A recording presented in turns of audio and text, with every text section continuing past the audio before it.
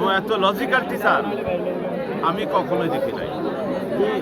যারা বাবা মা আছে তারা সহজভাবে শিখবে, ছাত্র ছেলে মেয়ে শিখাবে।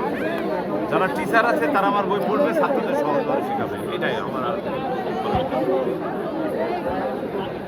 গতবার আপনি হঠাৎ করে বই বিক্রি অনেক টাকা বিক্রি করছেন, এবারে একটু হিসাবে জানতে চাই। এবার তো বেচার পরিবেশ নাই। বেচার পরিবেশ আছে, একটা ভদ্রলোক এখানে আসবে, একটা বেচার পরিবেশ নাই তো। সব সেলফি দিয়ে ঘিরে রেখেছে। এখন আমি বেরিয়ে গেলেও দোষ, থাকলেও দোষ। তো বাবা তোরা সেলফি ওটা, আর আমি এখানে আর দাঁড়াবো না। না আপনি একটু দাঁড়াবেন, আপনার সাইডে, আপনার সাইডে একজনের বক্তব্য নেব আপনার জন্য। এত লোক একটা হলে বাংলা ঝামেলা করে। আচ্ছা, ওই আঙ্কেল থাকা অবস্থায় পাশে কেন?